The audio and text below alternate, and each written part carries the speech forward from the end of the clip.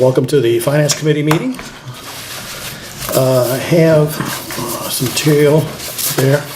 We've got a lot of stuff here. I'll tell you what it is. One is just the annual report. It's December 31st. I got copies of that for people. Can I ask, John, I just have like two quick questions and questions and get out of your hair. Do you want me to wait or do you want to deal with them up front? Or Well, go ahead, ask questions. is that okay? Yeah. So one of the things, I was at one of these joint meetings a few weeks ago. I think, Bob, you were there back on, I don't even know the date, but something came up that called into question how we're going to finance the roof over at the school. And to me, it felt like many of us in the room were hearing it for the first time. That may not be the case because I'm not really connected with the ad hoc capital committee, and it was probably on the list and so forth. But there was a statement made that we were going to finance the roof through free cash. Right. Which to me, you know, from a pure financial perspective, it seems funny that we would use free cash at a point in time when we're always concerned about stabilization, right? You guys are concerned about stabilization. And there seems to be a desire, perhaps not by the finance committee, but by the town, to use free cash for an asset, frankly, that is going to have a useful life of at least 10, perhaps 15, maybe even more years. So to me, I just think from a pure sort of finance 101, why wouldn't you think different? And I'm not saying you guys, I don't even know your opinion, but why wouldn't the town think a little differently? And then I guess the follow-up question is, what is the finance committee's philosophy on that? Is it that you want to use free cash, or would you think differently and borrow when rates are still affordable and match your liability with your asset? That'll be one of the things that we'll be talking about. We actually had a meeting one time ago, we voted, it's on the special town meeting warrant, and we voted on that and we agree that it should be taken out of free cash. Okay. But in terms of the stabilization funds, free cash, and everything else like that, rather wait, because we've got a context. I'm going to present a context that we're going to talk about the school budget in, and it'll fit in, I think, better than the kind of context when we see what's happening. Am I allowed to ask a follow-up question, or can we just have a free exchange? Is that okay for you? Just for a couple minutes. Okay, I understand. You got things to do, but it just helped me understand what is the philosophy for, because you're saying the finance committee already looked at this and you think it makes sense to use free cash. So what's Actually, the article is drawn That article's drawn for free cash. such a manner that it will be free cash. Borrowing is not one of the options for financing it. So what I'm asking is, what is your philosophy? Why do you support We didn't draw the article. We didn't drop the article. But you just said that you... We voted that we agree, we would recommend it. But just help me understand why. Like, why would we not... Well... You've got an asset that's going to last 15 years. Like, when you buy a house, you know, most people, it's 90% of people have a mortgage. So... it's not clear that asset's going to last 15 years. 10 years. Doesn't matter. That's not clear either. Oh, okay. That's one thing. So But we absolutely need, I mean, you know, the gym leaks. Yeah. Hope it's not pouring down rain on the day of the annual meetings. So if we were to look at a capitalization policy, they would say a roof for $1.5 million we use free cash. There is no sort of standardized capitalization policy for determining what assets we, you know, whether it's a fire truck or other sort of hard assets. Do we have any sort of guidelines on what gets... No, and that started, I think, back because it's been now, 24 years or so when the landfill got going. We started for a few years, we received enormous amounts of money on an annual basis from the landfill. And so I think the town decided that rather than set a hard and fast policy, because it was clear it was a big sum of money, it was going to stop, and at the time, it was one year when over $1 million of landfill revenue was used for operating expenses. So, you know, it was all over the place. So at that time, the most important thing that the town had to do financially was to understand that there was no way the town could survive spending annual expenses out of the landfill revenue. So that became the focus and the thing that had to be solved first of all before anything else. So that's what everybody went to work on, was to get that to start reducing the things that were being done in town and bring the whole budgets down to where we could run an annual budget on our annual income is. Then it really hasn't come back up and as an issue because although we have loose guidelines that we think about, and the town moderator has loose guidelines that he thinks about, seeing what other towns do in terms of capital expenditures. It's really on a case-by-case basis that we decide what to do about that. There are other considerations too. For example, we had looked at borrowing for the new school construction, and at the time of the annual meeting, we had mentioned that we thought 30 years might be reasonable. We wound up borrowing for 25 years. The economist on our finance committee said that it's not unreasonable to borrow for the life of the building, which would mean a 50-year borrowing. But there's balances between all those points of view of what it accomplishes for good and what kind of problems it creates. Yeah, I mean, you could argue when the town was flush with a lot of money coming in, not that I even agree with not having a capitalization policy, but you could almost argue with that kind of money coming in, not having one was probably less important 20 years ago or 15 years ago, because you had a lot of money coming in, so you could actually pay cash for things. But at a point in time where we're concerned with stabilization and free cash, we say that on one hand, but on another hand, we're ready to pull $1.5 million out of free cash. So I just. But you got to remember that there's something very unusual about this year. Last year there was, let's call it a misunderstanding about what was carried in the school's books, and it went up to the state, and they discovered that there was a mistake, and so. About what was it, $600,000 or so, close to $700,000 that we should have had as free cash last year was not available to us, and it's in there for this year. So it's a big chunk all at once. The other thing is that what we're going to talk about later is when we look at what's happened to the sum total of all the stabilization funds over the last few years, it's gone down. It's gone down. We get free cash. The way the town works for its finances, the way it works for the budgeting, and it works very well for Granby, and avoids some of the pitfalls of not having some kind of reserve that you plan in your thing, is exactly the thing that happened to the schools this year. Schools used to keep virtually all of the school choice money, or the 1 year's amount of school choice money, $500,000, and they always sort of kept that as a reserve figure. And so in the last few years, the current school committee has been spending every dime that comes in. And so if they get, and they want to do something later in the year, they can't do it. They can't do it because they've spent their only stopgap from being available to them to make that happen. And instead, what the town does is the town basically budgets. You have to figure out what your income is going to be and what your expenses are. And it budgets so that there is a gap there, a leeway. We expect there to be free cash coming in. And the reason we expect there to be free cash coming in is because we have more than one meeting during the year where money is spent. This is going to be the annual meeting, and then we've had 3 special towns this year, 4 companies, maybe another one in June. And there's a lot of money that's spent in those meetings simply because the town doesn't know everything that's going to happen, doesn't need to know everything that's going to happen, and needs to be able to have some way to get at funds to make that happen. Schools are a little more regular. There's certainly things that can come up during the school year that warrant some hard look at where some sources of income might be. But for the town, it doesn't have that leisure of having sort of the regular school schedule and the things determined in the beginning of the year, what is laid out for the whole school year. So it works very well for us to basically run the budget of the town in 2 batches.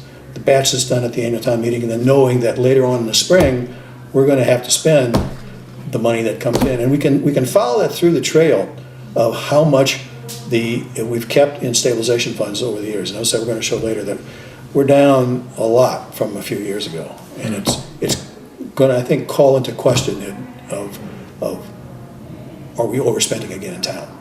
So does it help to spend free cash for stabilization or not? Like if you Doesn't make any difference. What Doesn't we're free looking at cash the long, become we're looking at the long run. Doesn't free cash become stabilization at some point? Only if you put it in stabilization funds. Which free cash comes in for the certified sometime during the fiscal year. Right. And then it's available to the town until the end of that fiscal year. Unless it gets spent. And you have three choices. You can spend some or all of it. Right. You can tuck it away in your savings account, which is stabilization funds, or you can do nothing and it'll disappear technically from your books at the end of the year and then roll back in the following year as free cash the following year. So for example, if you were spending exactly what you were budgeting and you'd overestimated your income and you didn't do anything with free cash, you could be in a situation where each year you could have free cash $1 million, $1 million, $1 million, $1 million, and it would not be real money. It would be the same $1 million rolling over year after year after year. So those are kind of the things that we kind of have to look out for. So just to be clear, and this is my last question, just to be clear, we are concerned about stabilization.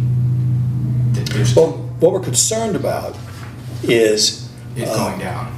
Well, no, what we're concerned about is whether the town is spending its ongoing expenses, and does that match up with what the ongoing revenue is? That's the first thing we're worried about.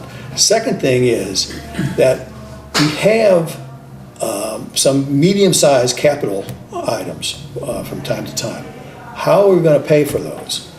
One example is about 10 years or so ago, there was a major study that was done in town on capital, rolling basically capital needs for the next decade or so. And we laid out, it was a 10 to 15 year plan of what we could tell from what rolling stock we had, what the situation of buildings was in Granby, and what the situation was with the roads. Because Dave DeRozier's got very excellent records on road repair and what's going on in Granby. And so we were able to sit down and look at a 10 to 15 year time span and basically figure out what was going to need to be spent. And having done that, the town didn't actually want to save that much money, and so we have some problems that arise from time to time. But the idea is clear and it works in all situations. You can do a pretty good estimate of what your needs are going to be. And when we're at the point where the stabilization fund money has gone down, you have to ask the question, if this keeps up, what happens? And then what happens is a disaster, if anything big shows up. I get all that, but what I don't understand is how do you make that statement and then also support the spending of free cash? Because at the end, by your definition, free cash is either going to go into stabilization, it gets spent, or the state sort of takes it. Well, I think you're missing one thing, is that the school roof's going to cost $1.4 million. Yeah, no doubt. Whether that's in $1.4 million in 1 year, or whether it's $2 million spread out over 6-7 years, it's going to be more money if we borrow for it. No, the question's probably more rooted in, just the fact that when I go to these town meetings, it's always unclear to me why we're using free cash to buy a fire engine or to buy trucks, and those seem to be things that you would. To me, it's not like a business. Yeah. You're trying to match revenue and expense. Okay. It's just, sometimes I don't understand it either. What would your feeling be if right now that You $1.4 don't have depreciation. million was in the stabilization fund already? Would you be wondering whether it'd be better to use stabilization fund money or borrow, given that the roof should be fixed? Well, listen, I think my philosophy is if you've got hard assets that are going to last more than 7 years, and that's, depending on what the town decides, whether it's 5 year or 7 year or 10 year, there's a schedule and you outline what these hard assets are and you follow that schedule. So a thing like a roof or a fire engine or some of the trucks that Dave buys, that would fit into the sort of the capitalization schedule. And then you would agree as a finance committee and as a town how much debt you're willing to take on and what the annual expenditure is going to be to handle. So in my mind, that would fall into borrowing. Again, I think you have to go back and you have to take a look at the phenomenon of the landfill revenue. There's so much money that came in, and there's still a little bit of it around. If we had not had that, then I think we would have been strongly recommending, and I think town administrators would be strongly recommending, that we do like other towns. There are lots of examples you can find out. You can get their plans online. And we would have been sort of demanding that we sit down and do a thought-out process of, here's what we're taking in taxes every year, and this is what we have it to spend on, and here's the expenses are going to come up. How are we going to take care of this? But that landfill revenue is still coloring the finances of the town. It was just so much money that I think it's very hard for people to think about the more disciplined approach, because one thing that would happen is all of a sudden instead of well, we got about I think the number maybe $3.1 million in the stabilization funds right now. We could have put the 1.4 in and have 4.5, but if you then said, all right, so do we then have 4.5 million of stabilization funds money available for spending? Answer is, well, no, of course not, because we got to spend back this money over the next few years. And so we put in 1.4, but we're going to have to reserve. It's technically, we're going to have to reserve not 1.4, but probably 1.8, and say, well, you got to subtract that from the funds that are in there, because that's what's going to cost us to pay back this loan over these years. It'll actually be 1.96, closer to 2 million. Closer to 2 million, okay? So those decisions, I think, shouldn't be made lightly. To say, okay, we can put this in, and in one sense, it's like having no surplus any year, but keep rolling over $1 million in free cash by not doing anything with it for the year. It's mythical. Putting 1.4 million in stabilization funds is mythical if you then have to kind of make a mental reservation that you got to take $2 million of it, because that's what's going to cost you to pay back this loan that you took. Over the long term, right, yeah. Over the long term, but the long term means that instead of 3.1 million, if you want to spend money in the short term, what you have is actually 2.5. All right, so it's going to cost us. It's going to cost us in the short run. Yeah. Unless you want to just kick the financial can down the road, and we don't want to do that. Yeah. We don't want to do that. So the philosophy is to use cash while you have it.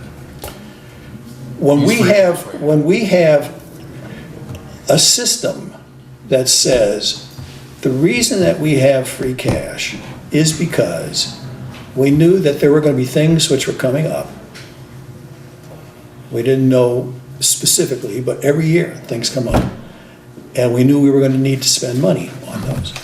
And the budget process during the town meeting is that for the funds that you have available on hand, you spend those with the majority of the town. Yeah. And for other things, it takes a 2/3 majority. You have to go to borrow. And everything just runs smoother if you say, all right, here's the income we're going to have for this year, here's the expenses we're going to have. We know it all, it's all set out, so that's what we do. And if we had done that, then we'd have the, Yeah, so it'd be different, but you get the same result. through the budgeting process we follow, as I understand it, you can almost predict what your free cash is going to be. Not down to the penny, but you can have a general idea how much free cash you're going to generate as you approach May, and then it becomes. We don't. You don't, but the town knows, because they're familiar with the budgeting process. They know how much revenue. They have a general idea what the revenue is going to be and what the expenses are going to be, and they know how much free cash they could potentially be generated. But there's two things that happen. One is at the time of the annual town meeting coming up in May and June, where we do the budgets, we would have an expectation of trying to have built in. We probably suspect there's $300,000, $400,000, $500,000 built in. We never suspect $1.5 million. The only time we ever suspected $1.5 million was when we had landfill revenue of $1.5 to $2 million. Right. And actually what we did then, we were so worried about some of the stuff, what we did then is that we kept the expenditure, that flowed through free cash. We, at that point, specifically said, we're going to spend the free cash like we always do, except that we are not going to spend $900,000 of free cash, because that's what actually when I think it was $946,053, something like that. We said we are not going to touch that amount of money, because that's what came in from landfill revenue, and it is not. We do not believe that should be used for ongoing expenses. So you got to wall that off, put it in the stabilization funds, and leave it there. It should be used for capital items. So whether you put stabilization fund money into these stabilization funds to capital and then take it out to buy capital, or whether because things happen to happen, it's purely by luck in the same year that you have money coming in and you have a big expense going out. And which is what happened this year. It's the same operation, just skipping the middleman in the process. And the schools have been asking for a roof for a long time. They've made requests to the Capital Improvement Committee for a while, and we just haven't had that chunk of money available. It's a large amount of money. I mean, Lee was talking about it, how many years ago? 5, 6 years ago? But I know the need is there for sure, there's no doubt about that. It's just the issue is, there's a few different philosophies around how to finance it. And I come from a different perspective, which is why I said, you know what, let me talk to these guys and understand why, first of all, why the budget process works this way, which is very clear in my mind now. And then number two, why there's a desire, and has been for a long time, to sort of fund these things out of free cash. Because we've done it for a long, long time. Yeah, well, again, It really would make sense, I think, not just to finish, at this point in time, given that the revenues from the dump are long gone, to me, it feels like now's the time to have a little bit of discipline around some sort of capitalization philosophy. Although, I think the town likes to keep it much looser because it's easier to sort of finance big capital items. well, it's not particularly sound thinking to us to say that we've got $1.4 million in cash. Let's put it into the stabilization funds and then make a mental reservation to wall off $2 million and say that we only have 2.5 million available for expenditures instead of 3.1. That doesn't make any sense to us. So, I mean, some of this is the treasurer's decision, right? I mean, we got a loan for the school, and we got existing loans for other things. So maybe adding another loan maybe doesn't make sense from his point. The town would never vote for a loan for this. They would never vote. To raise taxes, you mean a dedicated, they would never do that. But it's on the May 14th special town meeting, which will be done after recess from the town meeting on May 14th. And it's a warrant article to spend like free cash to fix the roof. And we hope it's not raining that night. All right, sorry to extend your meeting. Okay. All right, see you later. So on. Things that handed out, there's a bunch of things that I've printed out. You've seen, I think, most of before, but they will be a benefit. I think they have them in front of us. They're about stabilization funds and the free cash over the years, and that's in this first package. Plus, the cover sheet is things that I thought about that we may want to think about between now and Monday. What we're going to talk about on Monday when we have a meeting with the school committee is divided. Whose meeting is it? It's finance committee meeting. It's 7:15 on Monday. Okay. And the school committee and the superintendent are invited, and the select board is invited, and it's up to them whether or not they want to call a meeting of their own at the same time. But it's a finance committee meeting. Okay. We need to discuss some things about our budget. Right. The second batch of things is some miscellaneous stuff related to the budget. We talked about a little bit of it. One is, You didn't give me a set of any of that. I didn't give you a set of any of that. No. I'm kidding. I You know got what? enough paper of my own, I don't need any of yours. I bet that's it. No, let's see. You went back to the car to get. Yes. Yeah. Wow. I went back to the car to get the copy from it.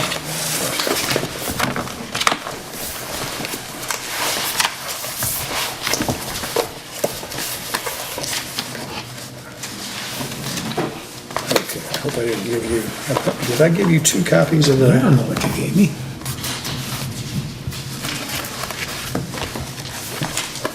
This looks like it's a York folder. With the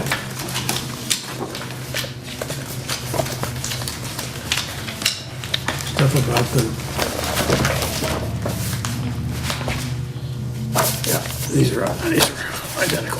This is we'll get to that. Oh, all right, some of this is a duplicate of what we already Yeah. had or have seen before, okay. You've seen something before. You got the color one.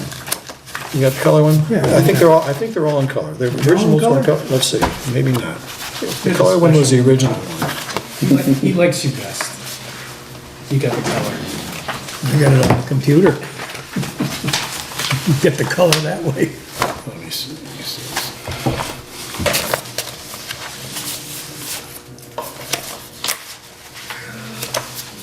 This thing's in color, okay, I think.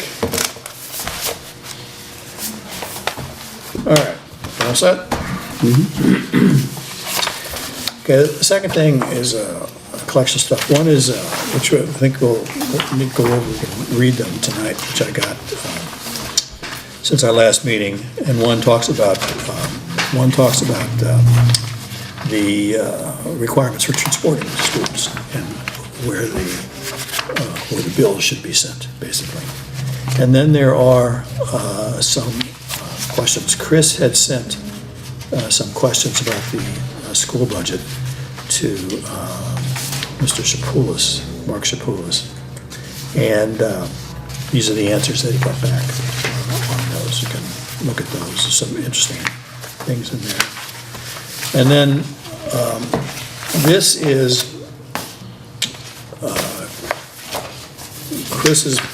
Chris printed out all the budget material that's sent in an email, and was able to print it out on a long paper and color and everything else, so it's a little bit easier to read, I think, perhaps. But it's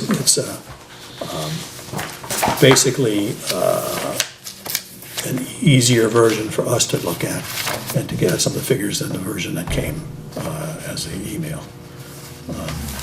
What did he print out that was different than what came in the email? I think just the format. I think the format. Viewed easier. Oh, all right. Yeah. No different material, just easier to Yeah, handle. we got the same material in the email. So, what I think we ought to do in order is go through this material and make sure we have an understanding of what's in there. And then start looking at the material that's on here and think about what it is that we want to talk about. And I wrote in the email extending the invitation to come to our meeting next week that after our meeting tonight, I would have a few more details about what kinds of things we want to talk about. Okay? All right. Good. First thing is transportation of students. We noted that there isn't anything on the warrant article, a special town meeting, for the transportation for the student to Smith Folk this year. There is an article, Which year did you say? I think for this fiscal year, isn't it? There's no article. I think there isn't for either fiscal year, but Okay, in the budget. all right, okay. But it would have to be on a warrant article for this fiscal year, at a special time. At the special meeting, Right. yes. And there isn't, not- and there there's isn't nothing there. Yeah. So I asked Chris about it, and he gave me a copy of this section 8A of chapter 74. And a reading of it looks like it says that the school department, the school department is responsible for the transportation. That the town apparently is responsible for tuition, which is what we thought, and it's similar to Pathfinder in that regard. I do not agree with that. Well, No, I don't. Because someplace in there, it said that student that we're talking about, or students, we're gonna continue to be reimbursed for transportation under chapter 70. Or whatever the statute is that provides. for transportation or for tuition? Read this closely. I saw reimbursement in there. Yeah. Oh, in The entire, here. the state In here. reimbursement of the full extent of the amount so expended, subject to appropriation. That's the transportation reimbursement. Right. So the state is recognizing that that's a student in our schools. because they're building that into the foundation budget. Okay. So that, to me, does not state that it's the town's responsibility to pay the tuition. I say that it's either the school department or the town's obligation to pay the tuition, and that it's net school spending. Well,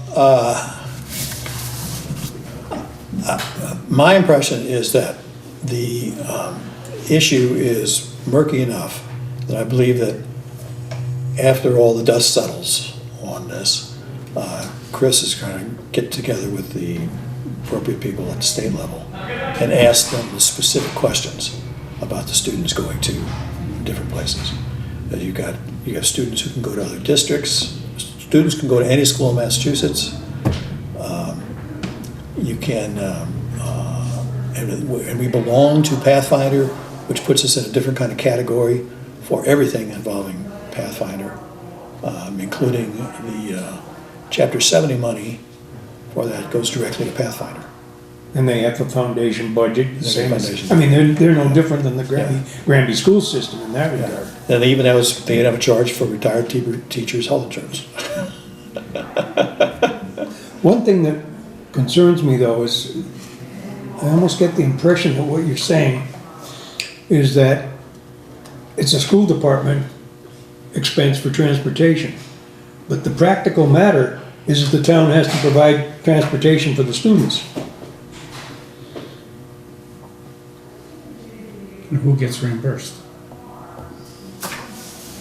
We provide, the school pays for transportation right now, Okay. and we fund an account called transportation, which is that sum of money.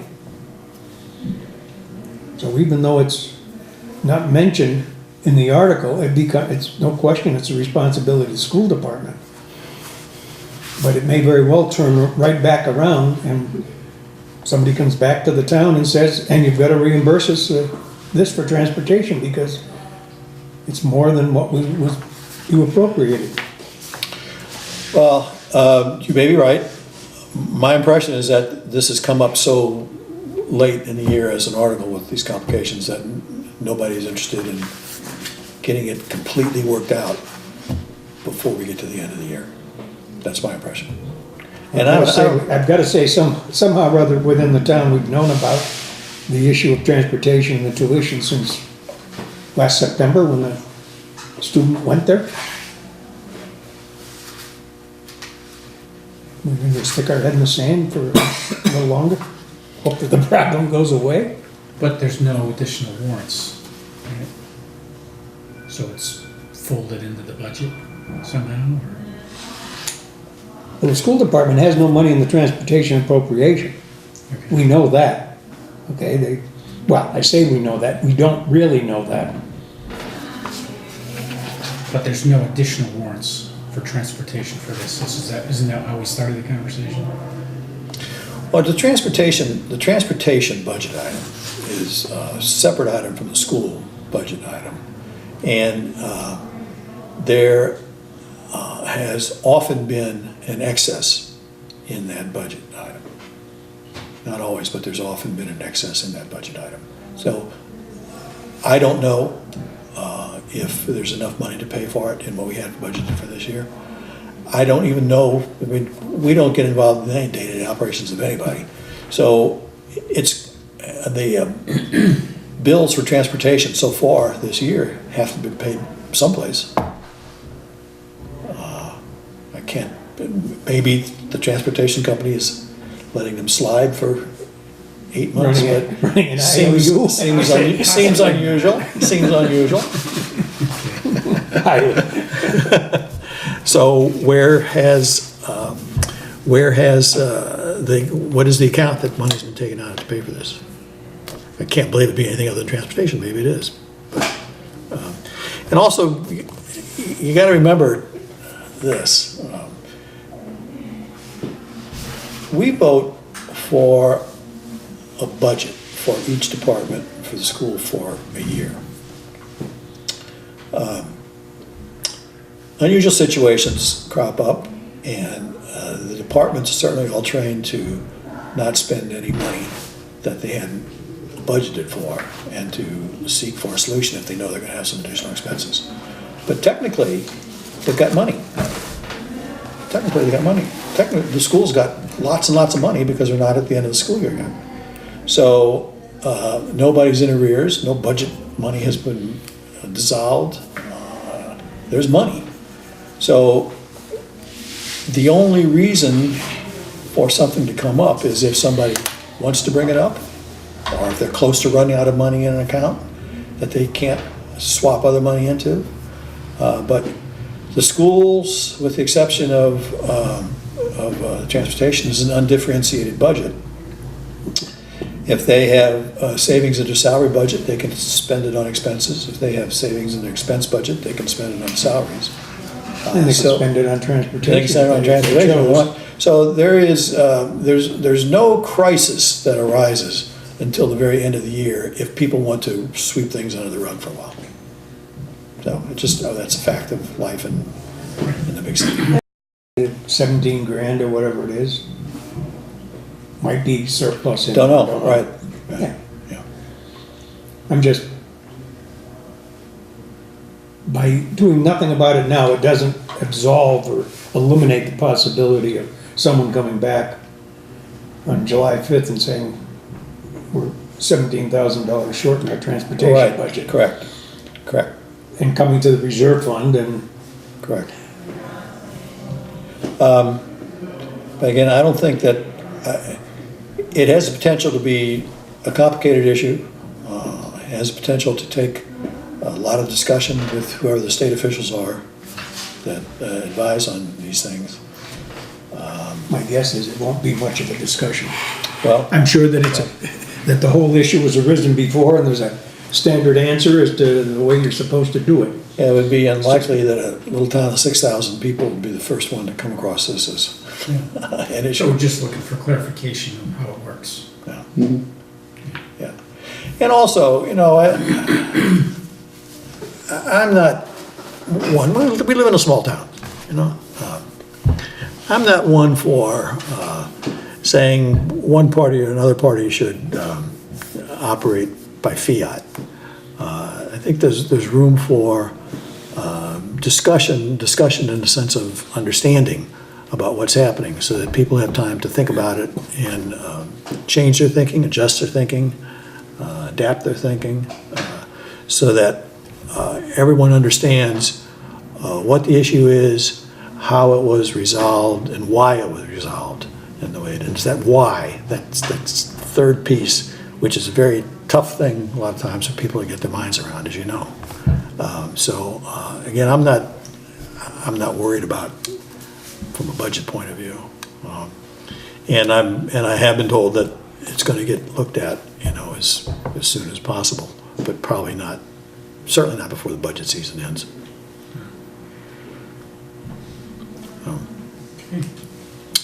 You want to volunteer to be on a committee to? Do what? I'm sure the issue can be resolved very easily, very quickly, and probably doesn't require anybody going to Boston. Sitting there at the end of a conference call and ask the question.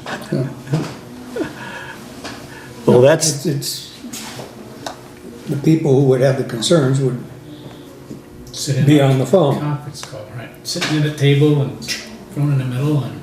well, that's the identification of the issue and getting an answer to the issue. But this third part of understanding the whys and putting it in your thinking and adjusting your thinking, that's still going to take more than a simple phone call. So. The next thing on there is, Just offhand, did you ask Chris the question of why it's being done as a separate article for instead next of, year? Fiscal 19?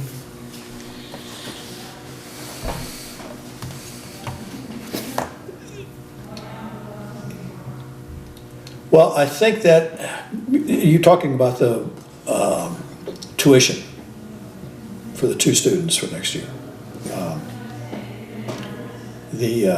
I think that's a kind of legitimate question that can be brought up at town meeting, why it's not in the budget.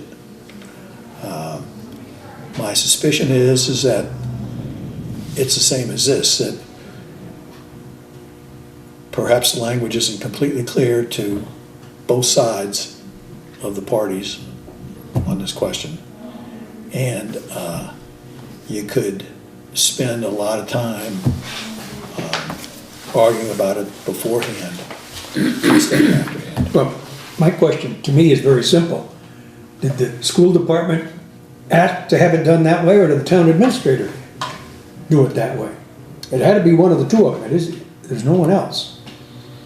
That I don't know. Okay. And as you know, we only saw the warrant articles a couple of weeks ago. It was not part of the budget, and it's still not part of the budget. So all the stuff that we've looked at since February or so, it hasn't been a part of the budget that it's our responsibility to take a look at.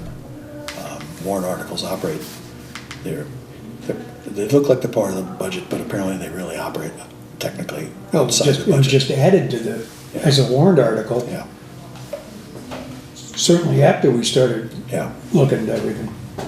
So, so I don't know the answer to, that, but I have my suspicions that it was because of the controversy around where this belongs. And I know you don't think it should be a controversy, but it is a controversy. To me, it's part of net school spending, and it doesn't, as a practical matter to me whether it's paid by the town, which has some benefits in the sense that if one of the kids drops out before here and there, if the town is paying it, the school department wouldn't have the excess money to use some other part of their budget, which they would under the normal budgeting process. But my guess is that there's also, could be from the school's point of view, a desire to maybe shift an expense to the town, or to get it out of their budget so that when we start talking about what the net school spending is above, or what the shortfall is, it's not Well, it's not Not part of it. not part of it as far as they're concerned. there's another complicating factor, because net school spending includes the amount that the town spends on behalf of the schools.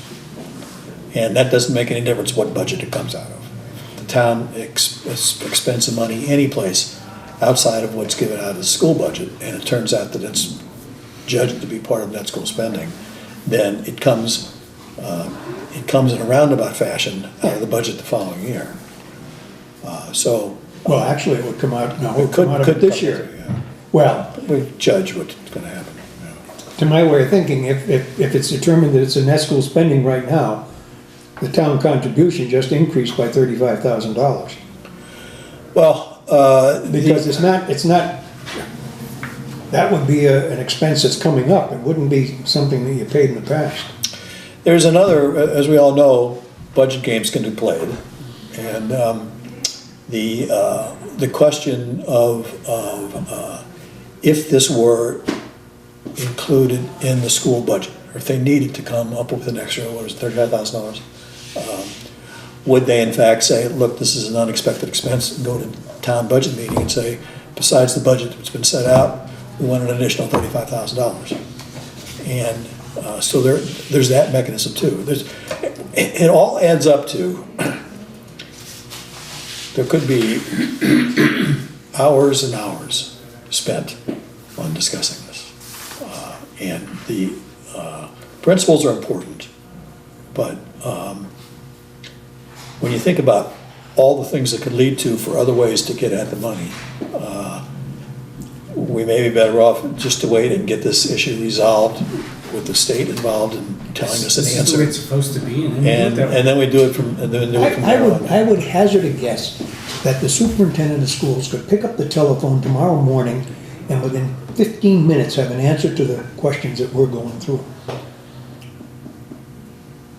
That's if the superintendent of schools needed to even call to get an answer to the questions. Right. But I mean, it's a very simple thing. It's tuition to another school, part of that school spending. Yes or no? If it's yes, then we'll worry about how we pay it, whether we put it into in-kind contribution or whether it's out of the school budget. But however it adds up to, the amount of the shortfall is $35,000 more, because it's not in there at the moment. So it could be resolved very quickly if someone wanted it to be. On the other hand, there may be a little suspicion that you don't want the fox in charge of the chicken, Well- in charge of the chicken coop either. Yeah, again, now we know, the other two examples we have work both ways. We're a member of the Pathfinder group, so what we spend for tuition there was paid for by the town. We aren't paying tuition. Well, we're paying We're paying a our share of the assess- budget. We're paying our assessment, but it's not part of net school spending. It's Yes, not- it is.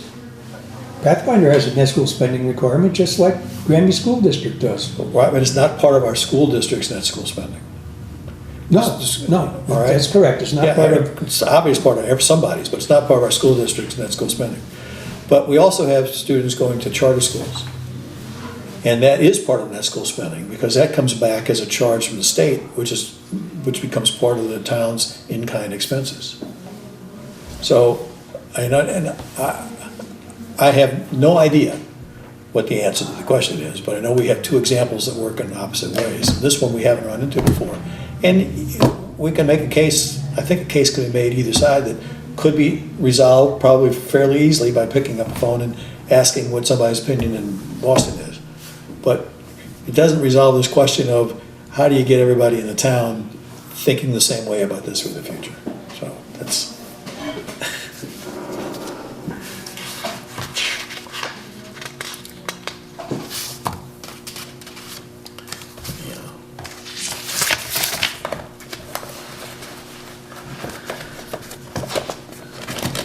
I am curious about.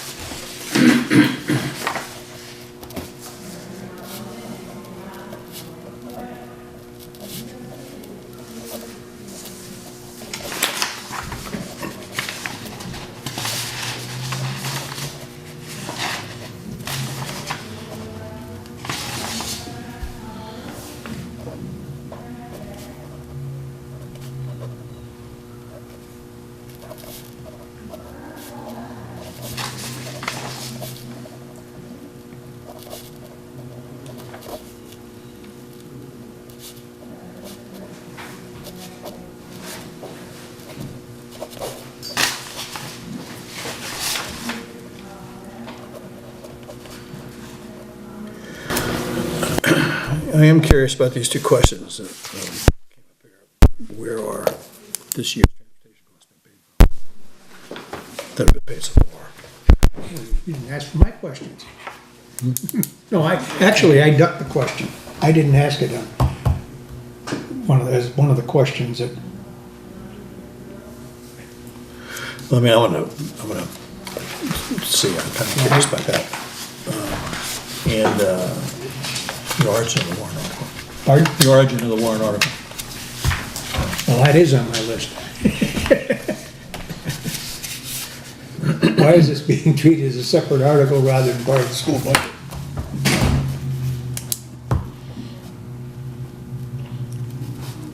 And if the answer to that is,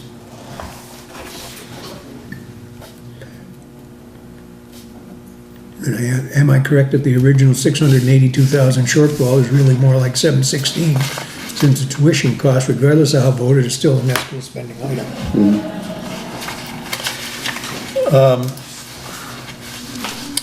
Okay, there was a question on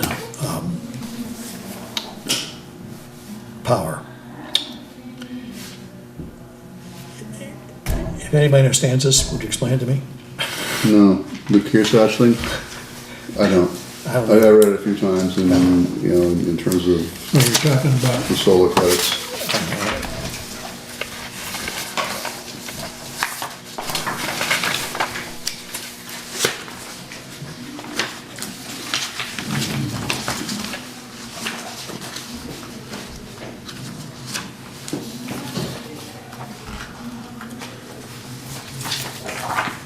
apparently we have 20% savings. What are you looking at? No, not that, but what else?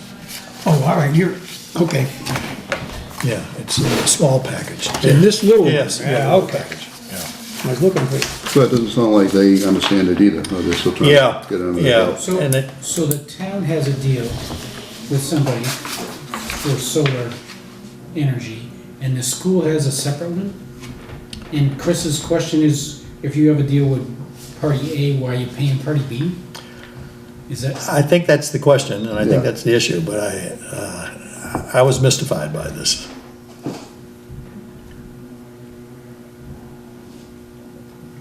maybe they only buy so much and the overage comes from somebody else?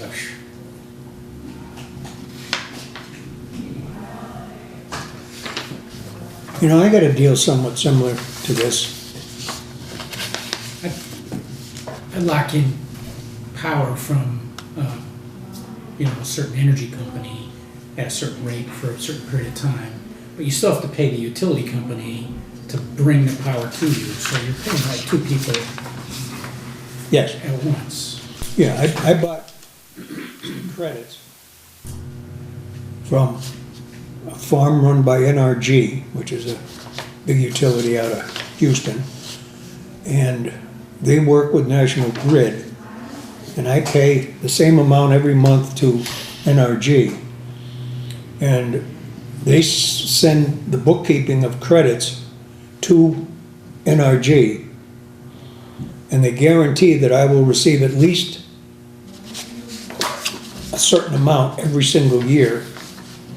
I also have something that says it can only go up by like 2% a year, the actual monthly cost. The bill I get from National Grid has the cost of the power and the cost of the transmission. Transmission's on there all the time. And then I will get credits, and they come in sporadically. They're not the same amount every month. Some months are bigger than other months, wintertime. They're not, and when I started in the winter, so I called them up. And they said, well, in the wintertime, it's not as much sun, so we don't generate as much, or it's cloudy and they don't generate it. But I just got my bill this month, and I ended up paying $8 to National Grid. And I think the total bill was probably 130, something like that. So the difference was credits. But there's some months when you don't get a credit. So this is somewhat along that same line. Yeah. So, yeah, I wouldn't spend any more time on it, but I would think so, that they must lock in the amount of credits they're going to get. Sounds like that, but I'm not sure.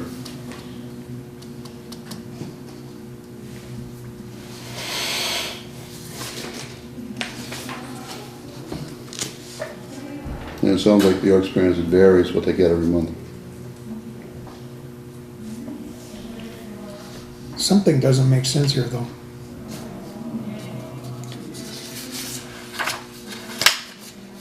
And it may just be that I don't know enough. The response lists Kearsarge and NG, which I assume is National Grid. that's what we get. Pardon? Yeah, that's what the town gets. It's Except when you get down to the question that Chris asked, he's talking about Hampshire Power, which is the power that was collaborative. sold by our liability over in Northampton, HCOG.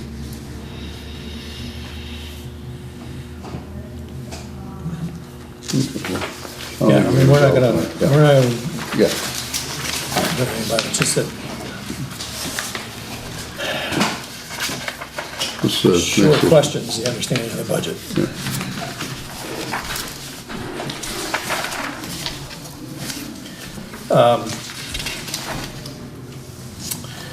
We mentioned a couple of these at previous meetings. There are different budget items and different sections, different items, different amounts for budget items, in different sections of the budget.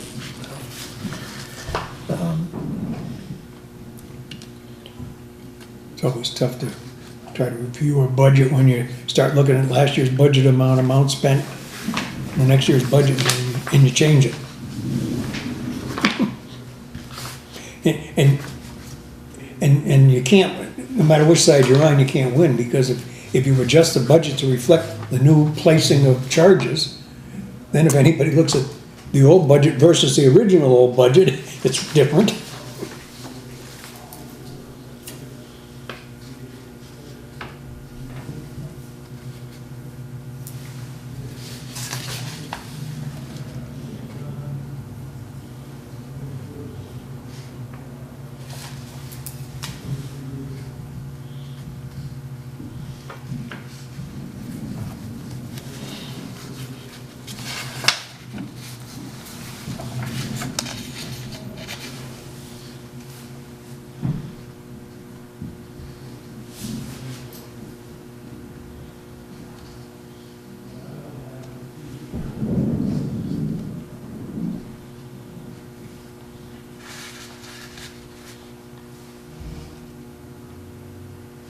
The whole food services in the tank again. Yep. And for the same reason, declining enrollment. That's a, was a supposed cause a year ago.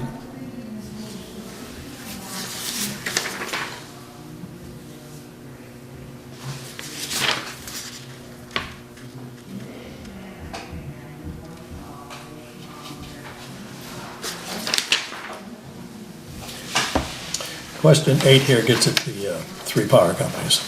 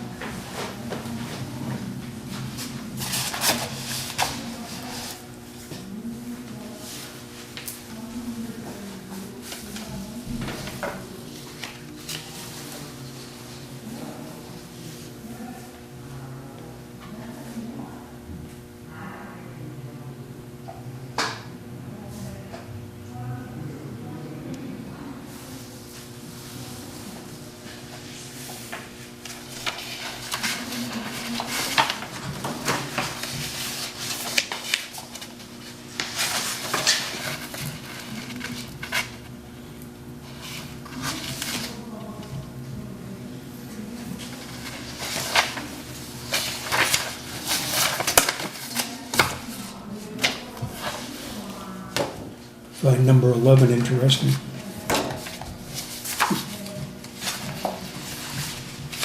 Not so much about what the money was used for, Yeah. but about the van. Yeah. So the only time it's used is for Western Mass, state and Western Mass finals. For wrestling? No, not to be for anybody. But it's, well, it could be for anyone, but it's gotta be for, obviously, small size, so it isn't the basketball team. Right. So it's wrestling, and I don't know, do they have any track over there anymore? Don't know. I don't know. But whatever it is, it's not much use out of that van. I guess it's good news and bad news, right? They won't need a new one.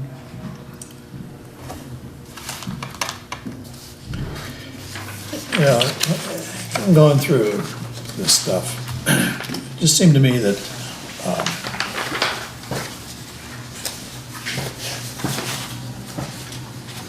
there's a different way to approach the budget. And that's from the macro level. And that goes back to our basic contention that at some point the high school is going to be useless. And who, if anybody, is looking at the future of the Granby school system? And we ought to be looking at it from that point of view because depending upon what our approach to the future is, dictating what it is we should be doing right now. If nobody's interested in doing anything, thinking about anything, it's basically an argument, just go with the basic budget, nothing else, and just force the issue as soon as possible, because it's got to be forced. If nobody wants to do it, it's got to be forced. It's a real issue which is facing us. If there is a plan, or somebody has a plan for how we go about resolving this and what some of the realistic possibilities are, then that could argue for some additional budget money as part of the transition to what we think might be happening in a few years. And there's another piece to this which I've been thinking about. It's always kind of been interesting being on the finance committee. Over the years, the finance committee has been accused of being too pro for the schools and being too con against the schools. Accused of both. And depends really probably upon your overall point of view as to which it is. We're automatically put into one slot or the other. Which way we voted on some particular. Yeah, and the particular issue is whether we're pro or con the schools. And there are people who have had both opinions. They've changed their opinion from one time to another. We were pro town. And yeah. So, there's would seem to be a natural bias because the three members of the finance committee, one is a former teacher and two are current teachers. So that, in a lot of people's mind, would be a predisposition towards a bias in favor of the schools. But yet we don't think we have a bias in favor or against the schools. Another argument that's brought up a lot is that the override from a few years ago, $305,000, has now been used for 10 years. And, excuse me, a lot of people had the assumption that that override would be good for a number of years, but then the school would work to get back to net school spending, and that money would get folded back into the town. And that clearly hasn't happened. And so the finance committee has been accused of protecting the schools in that $305,000. So it's all over the place. We ourselves, of course, believe that we're doing what we're required by the bylaws of the town to do, and that is to act neutrally, make recommendations. Again, we have no operational responsibilities. We can't spend a dime on any of this. We make our recommendations to the town, and town decides. When I was thinking about what's going to happen if we can make some kind of arrangement to have our high school students attending a different school system. There are a number of possibilities for arrangements. I But wonder what that model would look like.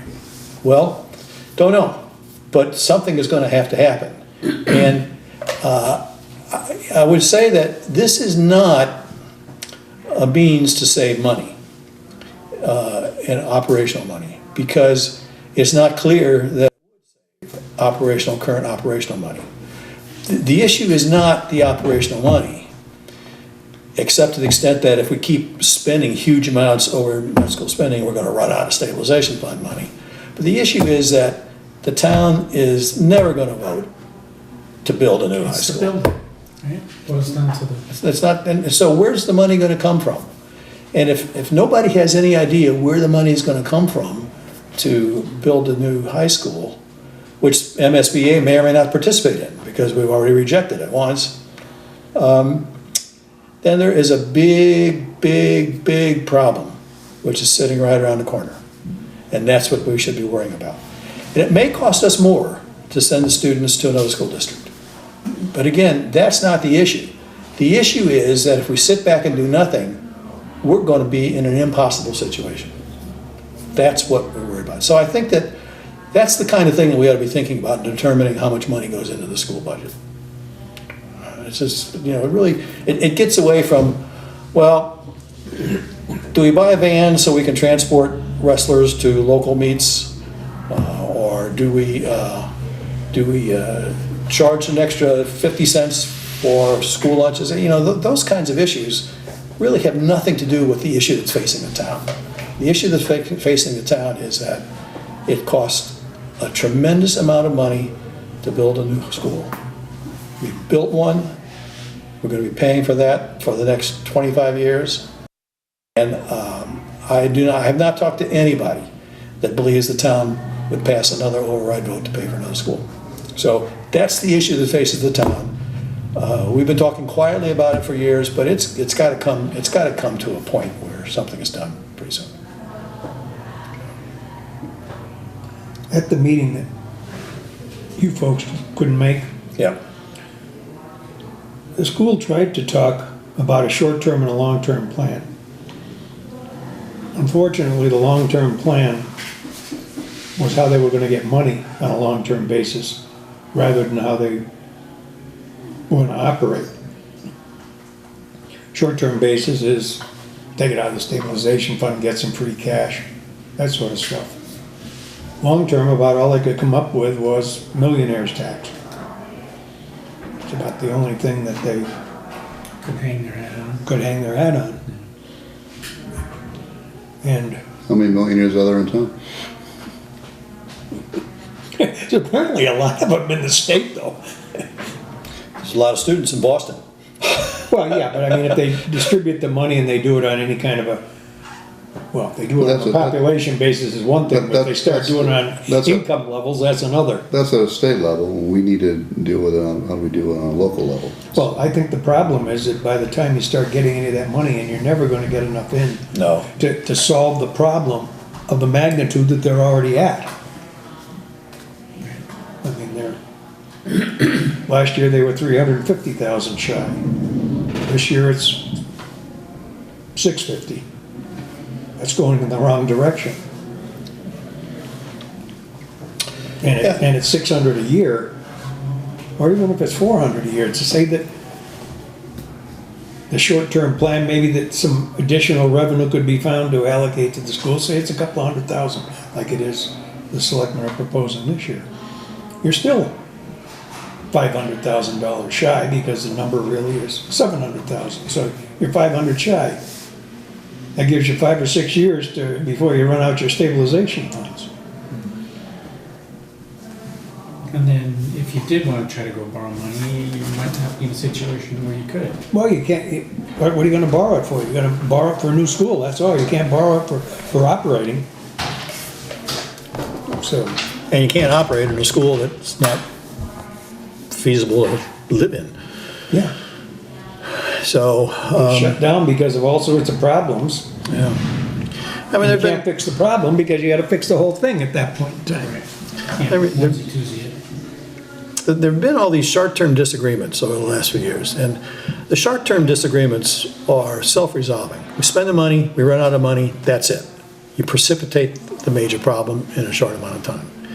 It's not a very clever way to go about running the town's business, and but that seems to be the path that we're on. And someone has got to step in and say, look, this isn't going to work. It is just not going to work. But it's so easy to say, well, let's take it out of the stabilization fund and we'll worry about it next year. Right. That's Right. a real easy cop-out.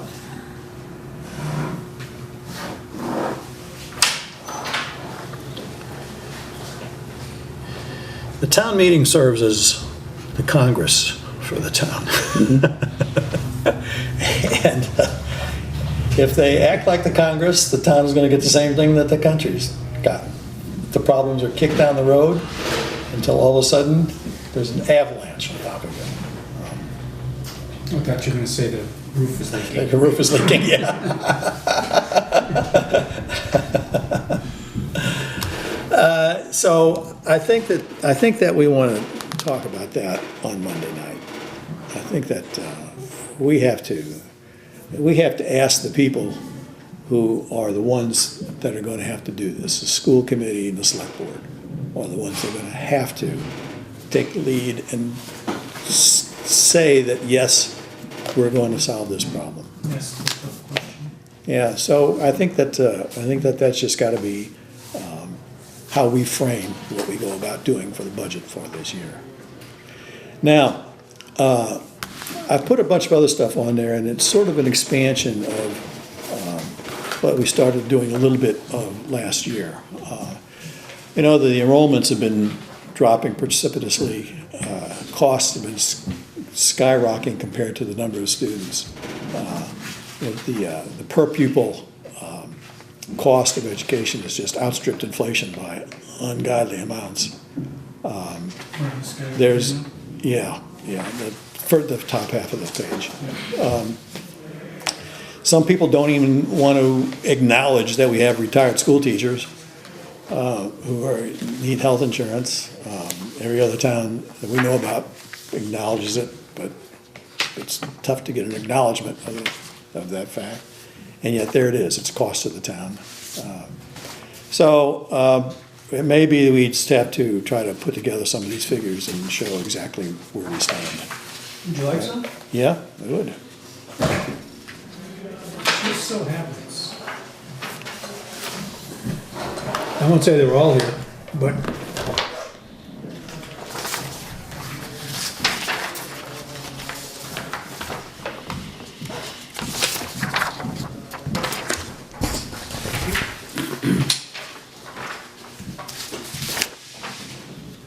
the towns that are on here are the towns that, in the superintendent's presentation, mentioned the other local school systems. She referenced them. And she had Pathfinder on there, which I didn't include because it's a vocational school. Their costs are usually higher than regular school.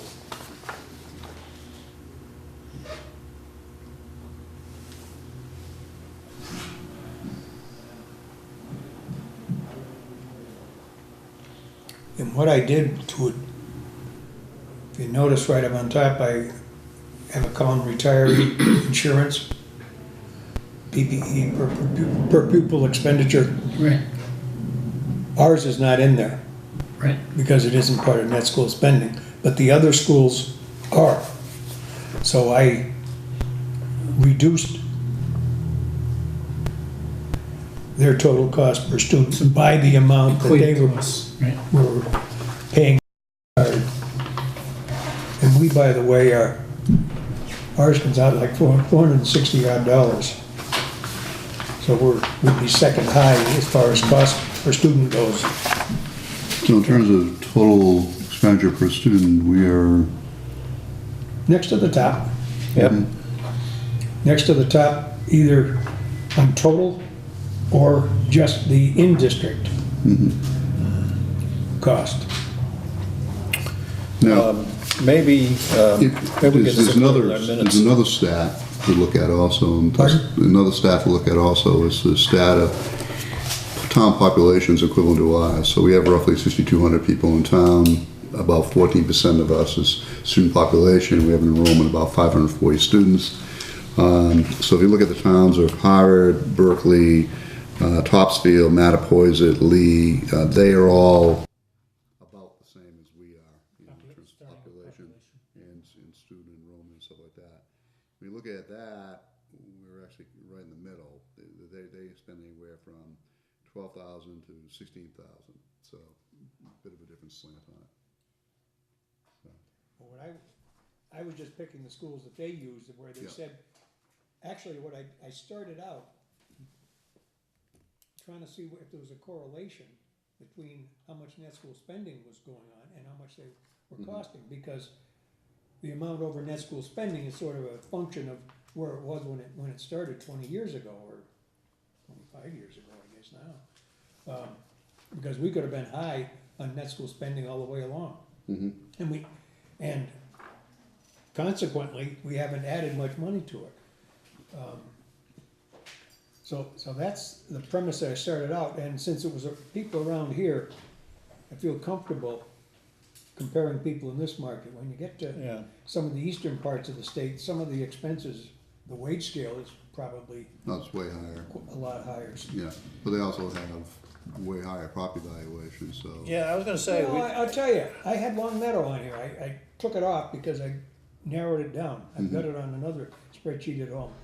Long Meadow's right around ours, per student, Okay, even though their taxes are really up there. And I added Northampton, South Hadley, and we still came out second high. Does this include the 200,000 at the town, No, this is from 2017, which is the last figures that are available statewide. I'd also be interested in how these towns compare on their average home size. Well, I've got figures on tax bills down the bottom Yeah. Yeah, for the same. that's the only way you can really compare it.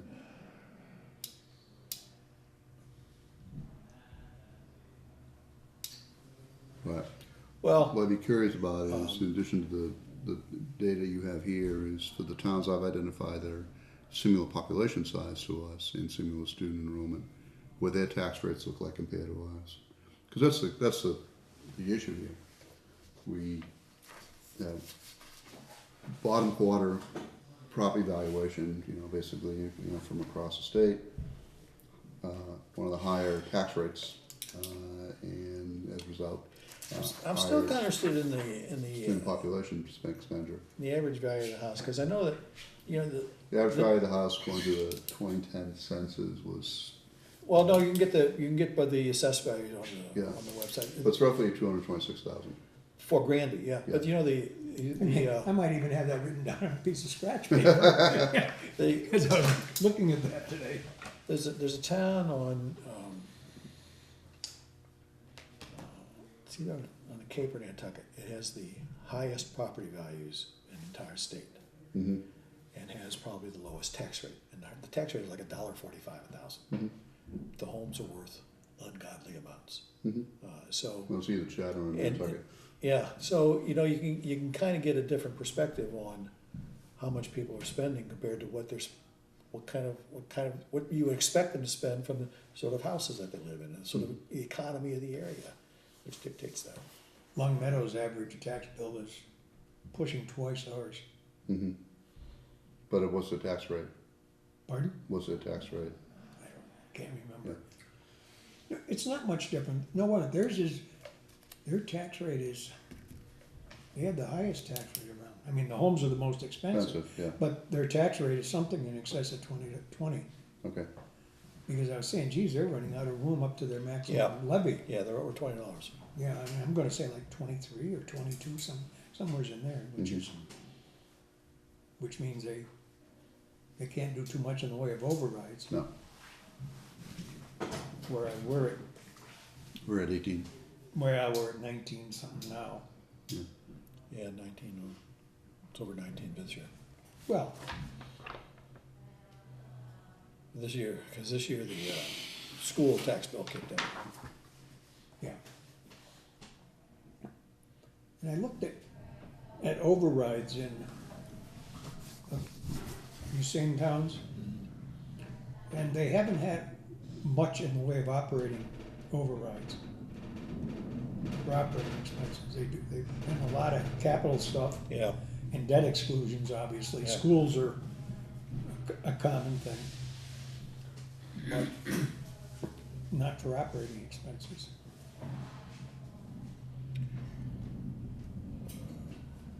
We have both. Well, We have both. Takes real effort to get up to the top 10% of the tax rates in the Commonwealth. Yes, and going back to the first part of our conversation, we did do a roof at the high school with a debt exclusion. Years ago. Yeah, Yeah. years ago. Yeah. But when we had landfill money, Yes. How did we Yes. pay for the West Street School? Did we put a new roof over there? and at East Meadow too, didn't we? Yeah. Yeah. Right, so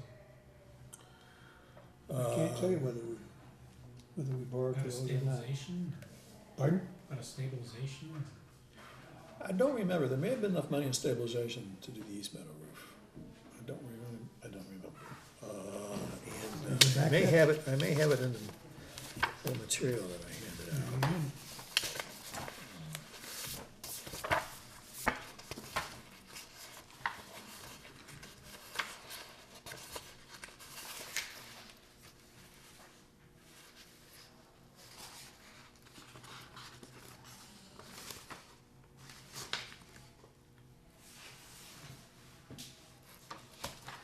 East Meadow Roof. East Meadow Roof came, maybe capital expenditures from stabilization funds. East Meadow Roof came from stabilization funds, $500,000. That was back in 2011. And then later on, another 190,000 came in fiscal year 13. So there were two batches on that, and we took it from stabilization funds, which, as you know, the conversation we had earlier is free cash, Left pocket, put right away and then taken out for. The question is what you use your surplus money for, no matter what you wanna call it. Yeah. Yeah, yeah. I mean, Which is getting why I back to, tried to get an answer to the question, what would happen if the money were already in the stabilization fund? Were we only dealing with the issue of use stabilization fund or borrowing to fix a roof? And, because I think there was getting more. back to your main question, assumptions. the plans for the future of the school, do we know if there's any discussions with any of the other school districts currently ongoing, or has anyone approached them, or? I don't know. Okay. There was certainly no mention about tuitioning students out at the last joint meeting, Yeah. under a long-term solution. Mhm. There wasn't anything where we were investigating or made preliminary calls, none of that talk. Probably it'd have to be something more than just tuitioning them.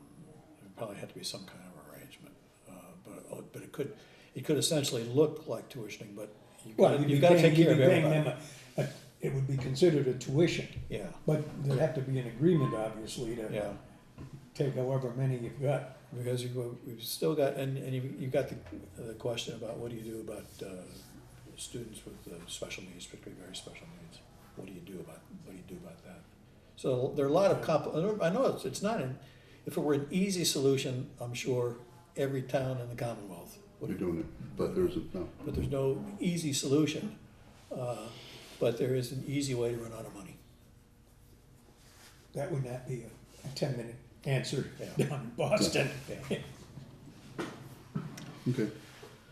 How about a tunnel to McDuffie? Build a tunnel to McDuffie. Do you have more specific questions? Do you have any specific questions that you want to ask that should pass on ahead of time Yeah. to the school committee? Oh, I mean, the specific question I would ask them is, has there been any thought or investigation to what, if anything, we can do with other school districts for the long term? I don't think they're gonna want to answer any of those questions. Well, doesn't Doesn't mean wanna ask them. we shouldn't ask them. Right. And in essence, to a great extent, that's our role to ask the hard questions. yeah, my grandson's baseball team got beat. Huh? They were playing the best. Whoop, wrong button. You can get play-by-play. It's amazing what you get now. Well, this is something that Dick's Sporting Goods runs. Oh, really? So the game is down in Maryland, Oh, that's interesting. but there's somebody at the game who punches onto a phone what's going on. Yeah, And probably doing a Twitter feed. All right, so what's next, John? what'd you want to know? Do I have any Do questions? you have any questions that we want to pass on ahead of time to the school committee? Yeah, I got my first question. The very first one. Has the budget been finalized and voted? What's the final request and the shortfall against NSS plus 305,797? Oh, here, you can have that. Whoop, hang on, I didn't give you one of the pages.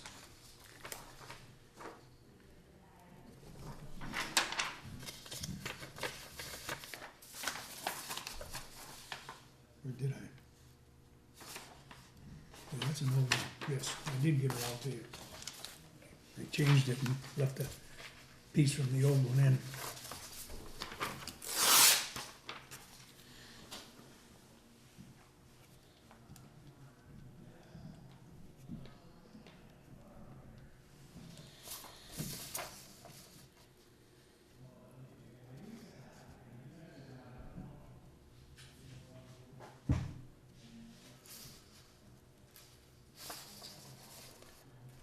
Are these all appropriate questions for the school committee as opposed to the town administrator? Think so.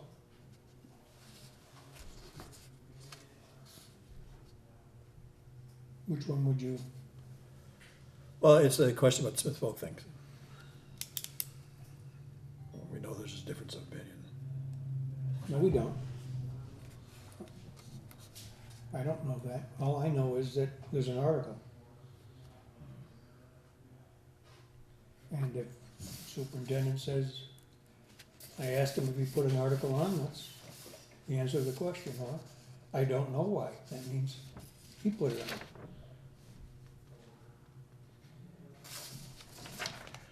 on.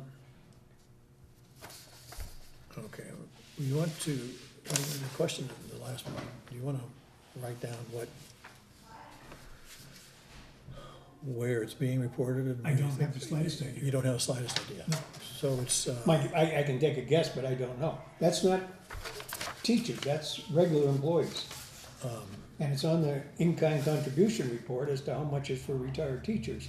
But there's nothing submitted to the state in the category called retired employees insurance. And the state, So- it would normally be, is the question then, for whatever reason, Granby's not reporting the cost of retired employees' insurance? That's the health insurance, but that's just non-teacher employees? I'm just telling them that, but telling them That bucket's missing. it's missing. We know, we charge them, And and there's nothing on the state report that shows it. what's There was, however, 3 or 4 years ago. what is the proper category that they're not reporting it in? What is the proper category that they're not reporting it in, do you know? Retired employees insurance.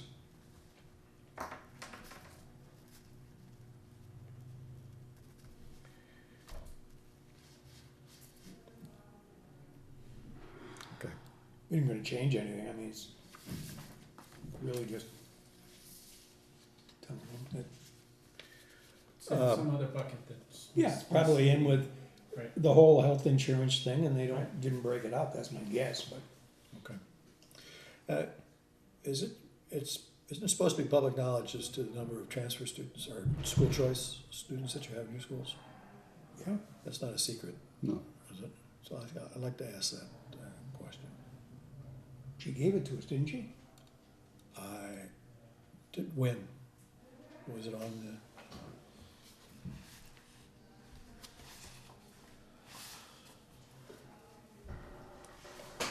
Well, I guess the question for the joint meeting in terms of our questions, do we want to have drill down kind of questions such as that? Or do we want to keep it as a broader, larger? Well, What's the future plan policy question? Because if we go, which is fine to drill down. you know. well, it's only in kind of in a contingency sort of thing. Well, the way I think the approach should be for the whole town is to do this school budget referencing what we think is going to be happening about a study of what's going to happen to the high school. But if nobody wants to do that, then we're going to have to ask different kind of questions as to why we should be giving any money at all above the minimum. And so these other issues, these other questions are not so much questions as illustrations of where we stand on expenditures compared to other towns and how it's, a little bitty town here, it's kind of outrageous costs. If this is short-term, okay, we know we can do things for a short term and run out of money in a short term, but if this is the long-term plan, it's silly. That's the only reason I put in the drill down, is kind of a contingency thing. Right.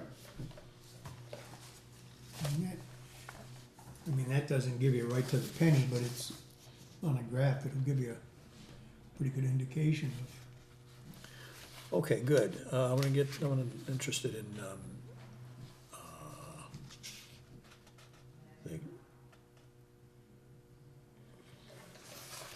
the number that are in some of these classes. It's suddenly need more classes, which was not supposed to happen. Well, School, so school, question there of why with 46 do you need a third teacher when last year with 48 you didn't? Well, if you look at the breakdown of, they have roughly, for grades K to 3, they have roughly 3 teachers for each grade, with the exception of grade 3, where they only have 2. So it looks like they're looking to equalize the number of teachers for every grade.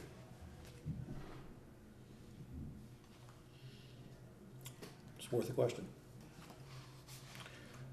I wouldn't want to argue that point. Mhm. Except that I think that they tried to cut back on teachers as the enrollment dropped, Which kind of makes sense. which makes sense. Yeah, So the question, this year, when the enrollment got to a certain level, which was more than they had anticipated, they decided they needed another teacher. This is a third grade teacher. Second grade this year, third grade next year, okay, and they're planning on keeping her, and that's what they said it would follow through. But they then came along and made a decision to hire a third teacher for the incoming second grade, As opposed to the one that was following as opposed to the one that was following. Yeah. And the number of students anticipated in second grade is going to be less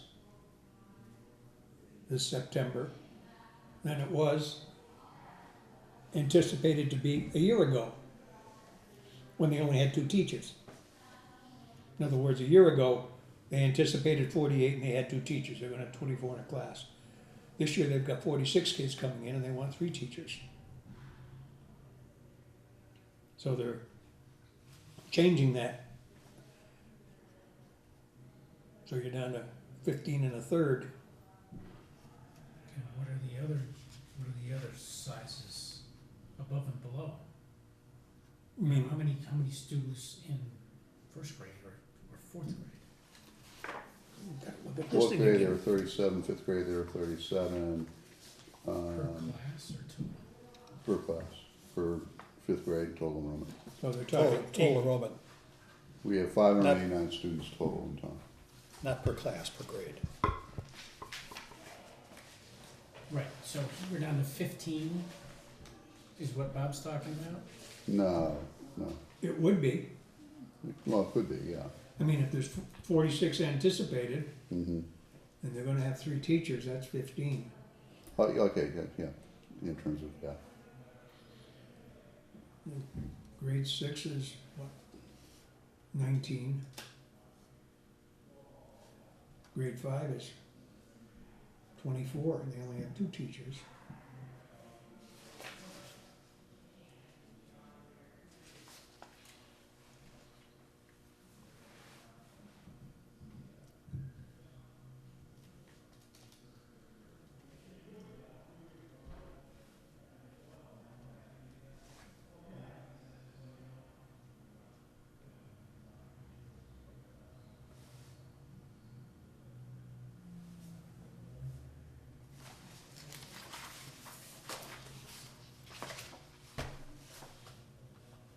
Yeah. I think it's interesting also that, I'm doing a rough number here, but we have about 147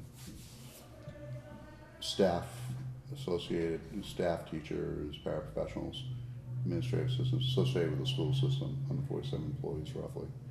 So we have a ratio of about, one school employee for every 4 students, which is pretty rich. So.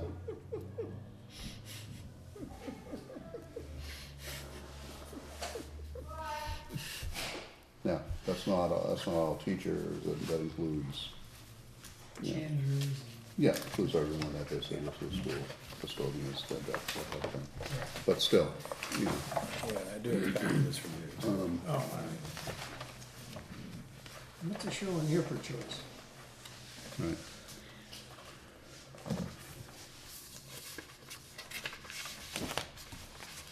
They didn't put in the choice for this year because it isn't finalized. They don't finalize it until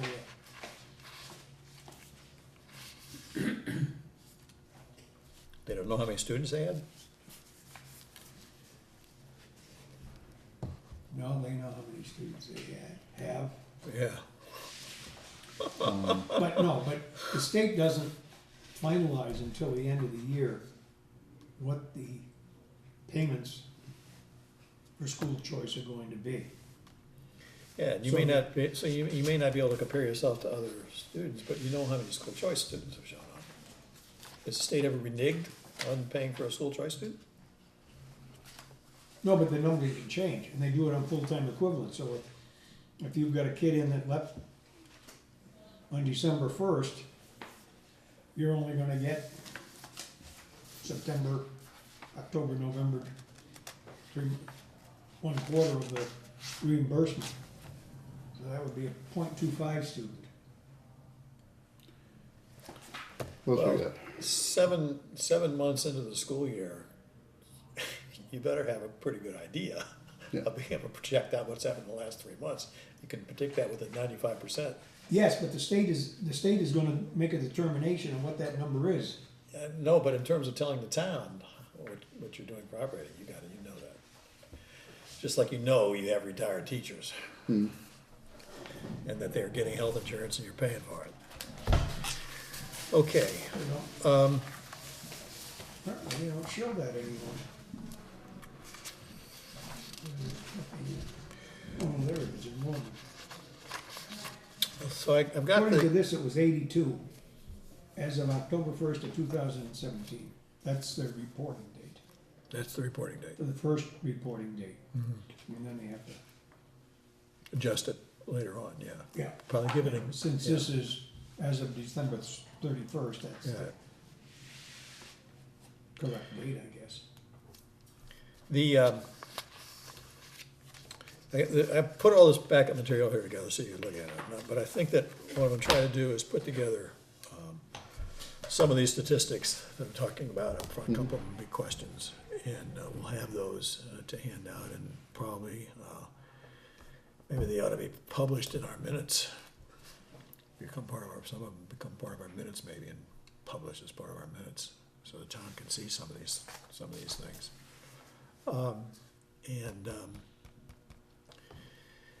Other than that, it was just to get straight that what we want to do is we want to start to be able to think about the budget, have people thinking about the budget in terms of, you got to be thinking long No, I term. think not only about budget in terms of the immediate, which is what our task is, but also in terms of what's the long-term prospect? What are we gonna be doing in terms of long-term plan?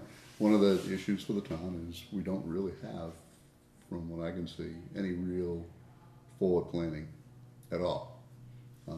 And that's systemic for the entire town, not just the school system. And we focus on the school system because they take up a big chunk of the budget. Well, in terms of a single entity, they take up the largest portion of the budget of any of the other entities in town. We need to have a reckoning, we're gonna have a reckoning, if we don't sit down and start coming up with future planning. Yeah, And we don't have any, I don't see us doing any future planning in town But at all. if, we didn't have these, like, what seems to be increasing amounts of requests from the school, maybe we would have that money to put into some, Yeah, but Longer term nonetheless, planning. it doesn't take much to do longer term planning, no, a but matter I'm of- seeing how to fund it. yeah. I'm a taxpayer, you're taxpayers, we feel we represent taxpayers, that's the role of the independent finance committee, to represent the taxpayers. As a taxpayer, I'd like to know who is supposed to be in charge of thinking about the long-term planning for the schools. And I don't really care who it is, whether it's the select board or the school committee or a combination thereof or some other group, but if we don't have somebody who's willing to take responsibility for that, somebody ought to be assigned that And responsibility. we'd also need, the question should be who's in charge of the longer term planning for the town as a whole within those segments. So that's- Because unless we do that, we're gonna be fighting this fire all the time. Yep. And we're sort of the firefighters that we can see there's gonna be a huge forest fire coming just because of the climate. We just don't know when it's gonna start, but we know it's coming. So that's all I have for tonight, if anybody else Okay. has anything. Anybody else have anything? So, when's the meeting again with them? The meeting is, It's a pre-meeting. there's a, oh, yeah, because we're gonna have to put some stuff together, you know, so we have a meeting at 7 o'clock upstairs at Town Hall on Monday, and 7:15 is our meeting Okay. downstairs All right, on so Monday. Yeah, and then the first of the two town meetings is on the next Monday, May 14th. It's coming up very quickly. And the second town meeting is on Monday, June 11th, which is also the 250th anniversary date of the town, I believe, right? I don't know if Selectmen gonna serve cake at that meeting or what, but Okay. that's the second meeting. And in between there, we'll have to put our report together for the published report for the second Yeah. meeting. And we'll have to start drafting our annual letter. Yeah. Okay. So if there's nothing else, I'll take a motion to adjourn. So move. Second? Second. All in favor? Aye. Thank you all very much. Thank you, John.